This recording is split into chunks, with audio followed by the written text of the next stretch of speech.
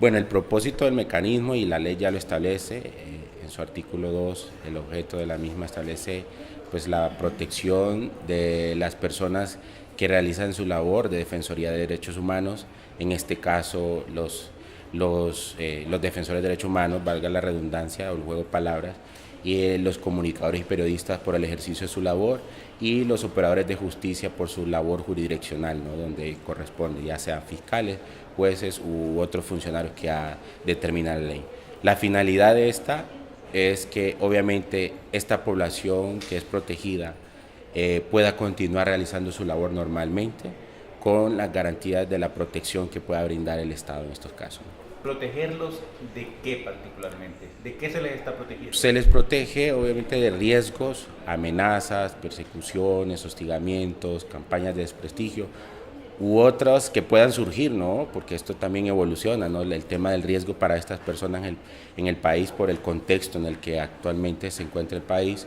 Realmente esta población es uno de los sectores más vulnerables y lo que se trata es de que las personas pues que les devenga un riesgo por su labor y que obviamente lo que están haciendo ellos o garantizando una libertad fundamental en este caso, ¿no? Entonces, cuando se ve vulnerada esa libertad fundamental, entonces lo que corresponde es que el Estado garantice a esta población de alguna forma con mecanismos de protección que ellos puedan continuar realizando su labor, ¿no? ¿Cómo se activa el mecanismo de protección? Bueno, el mecanismo de protección tiene varias maneras de activarse, ¿no? Puede ser de oficio, nosotros monitoreamos los medios de comunicación, redes sociales, para saber a dónde hay vulneración de derechos humanos, siempre relacionado con nuestra población, ¿no? En el caso de los defensores de derechos humanos, los periodistas, los comunicadores y los operadores de justicia. La otra manera también, ellos pueden venir personalmente al mecanismo de protección, obviamente a interponer su denuncia, puede ser también por escrito o a través de un representante, ¿no? Puede ser otra organización o puede ser un tercero, ¿no? Que conozca muy bien la situación en la cual se está viendo amenazada esta persona, población objeto. Una vez que un periodista, un defensor de derechos humanos eh, presentan una denuncia al mecanismo de protección, ¿qué recibe esta persona? ¿Cómo el mecanismo le protege? Bueno, una vez la persona o cuando se identifique la situación, tenemos la unidad de recepción de casos y reacción inmediata, que es donde inicialmente se trata el caso. Estas personas en esa unidad empiezan a hacer un análisis preliminar con todos los insumos necesarios que pueda presentar la persona para poder determinar realmente de dónde le viene el riesgo y ahí es donde precisa ver cuatro requisitos importantes que son en el artículo 43, ¿no? Que en primer lugar sea identificar que sea población objeto, luego identificar que haya un consentimiento, porque eso es importante, que la persona de igual forma consienta someterse a los procesos que establece el mecanismo. Tercer lugar, el nexo causal, o sea, el nexo causal es evidenciar de alguna forma que la actividad que realizaba esta persona realmente tiene que ver que el riesgo le deviene por su labor, ¿no? Porque no puede ser que sea algo que es por el contexto general de violencia o delincuencia del país. Puede ser alguien que sea un periodista, pero si es por un tema de extorsión es una violencia general. Entonces hay que establecer bien ese nexo causal y en cuarto lugar que se pueda identificar que existe un riesgo real, ¿no?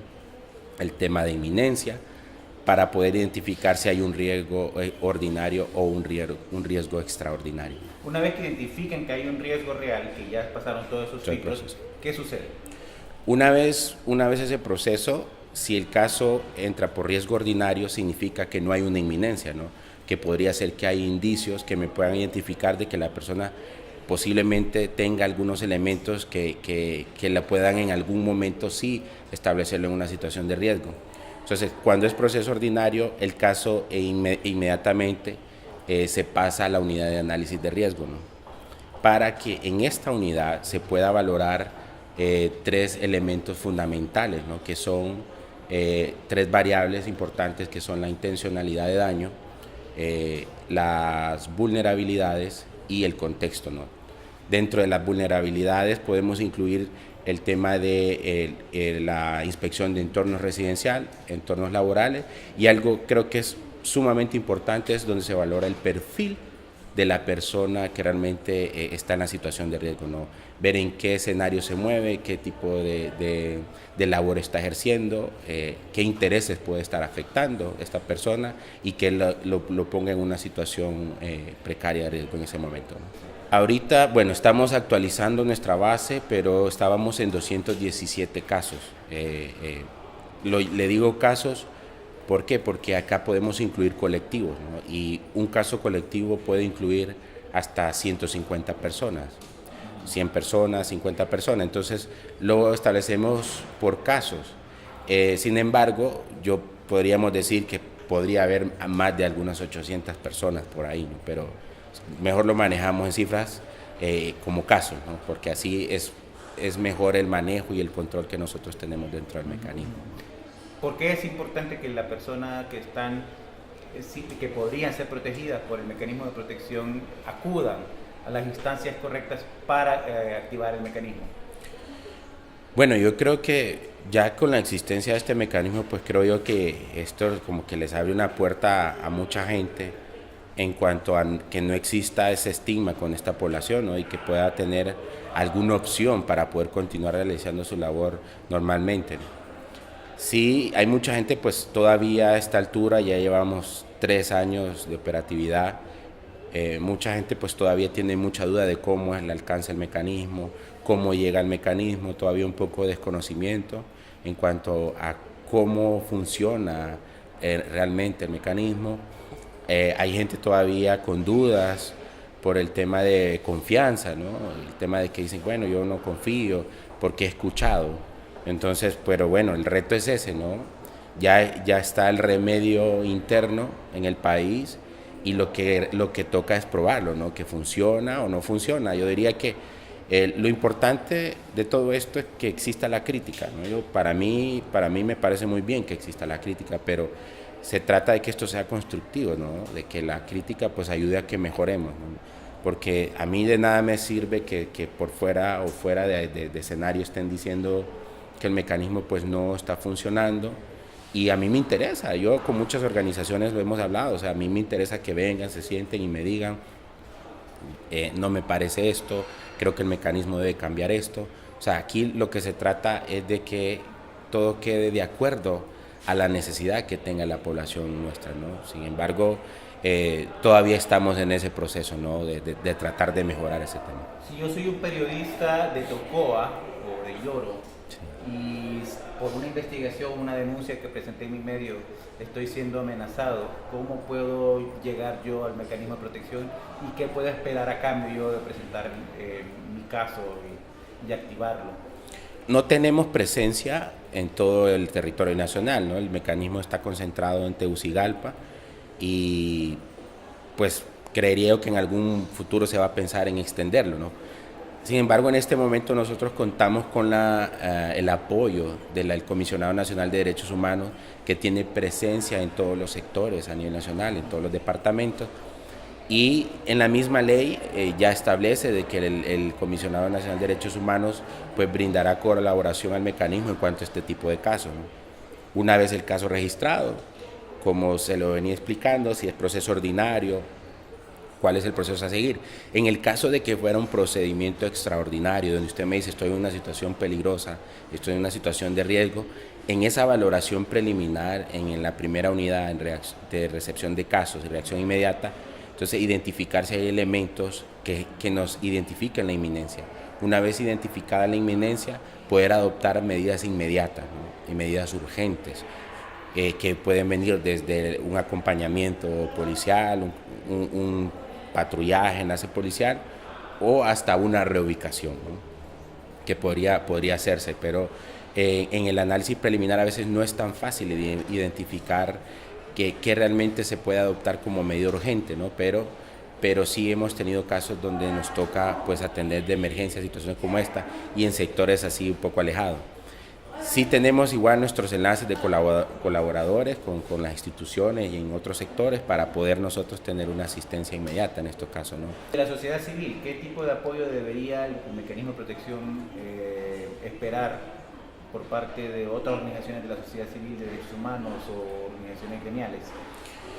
Bueno, sí, yo siempre le he dicho a las organizaciones, yo sé que hay organizaciones que todavía tienen su duda de acercar al mecanismo y bueno, no sé, anteponen otro tipo de circunstancias, ¿no? Pero bueno, todo esto gira en torno a un principio de voluntariedad, ¿no? Yo no puedo obligar a nadie a que venga al mecanismo y eso es un principio que tenemos que respetar, que la gente pues acepte las condiciones a las cuales se va a someter al mecanismo.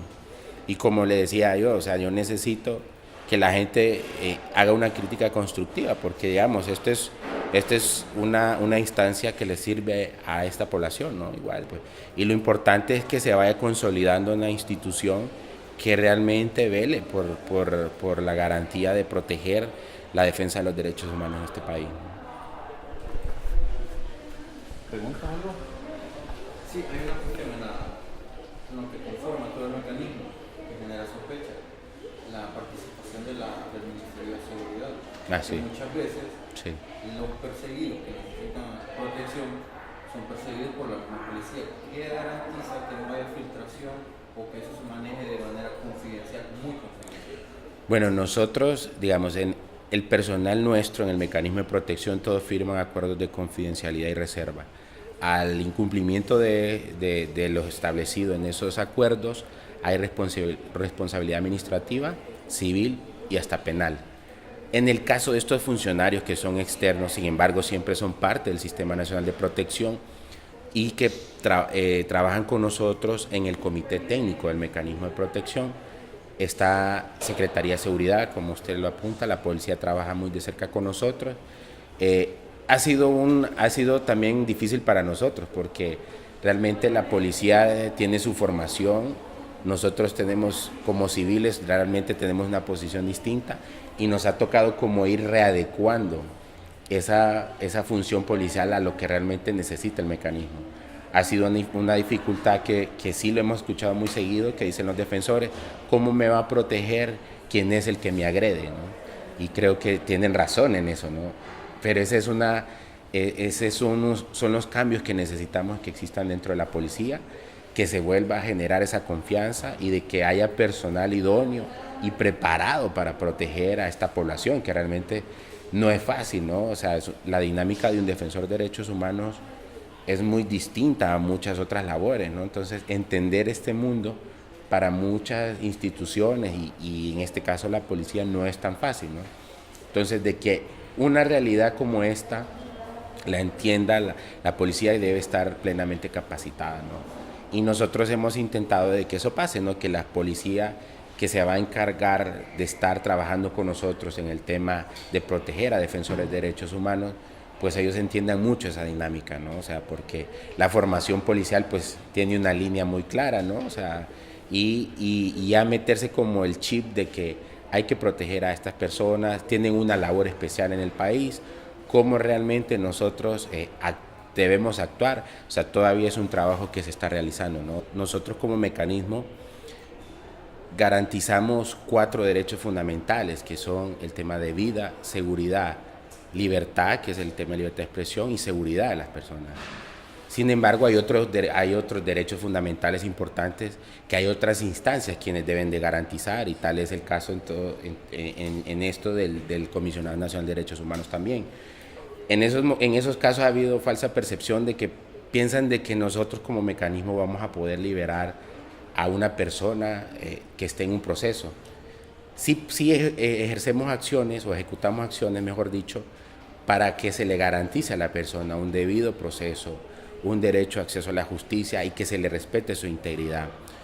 Pero no soy yo ni el mecanismo el que va a determinar realmente si la persona, sea defensor, comunicador o operador, está sometida a una jurisdicción o a un proceso de una independencia como es un juzgado o por que existan acusaciones, no lo sé si realmente son ciertas o no son ciertas, yo no me voy a meter en ese aspecto, sin embargo nosotros pedimos que se respete todos esos derechos, ¿no? Y estamos muy pendientes de lo que pasa en comunicación con el Comisionado de Derechos Humanos, con la policía del sector, porque sabemos que hay policías que realmente se salen de su línea de trabajo, ¿no? Y que posiblemente ejecuten una acción que no está dentro de su proceder y eso lo lleve a la arbitrariedad. Lo que corresponde al mecanismo, bueno, nosotros siempre tratamos de hacerlo, pero siempre estamos haciendo la aclaración porque creo que a veces piensan que el mecanismo puede hacer todo y no, lo que pasa es que el sistema de protección es un conjunto de instituciones donde están representadas,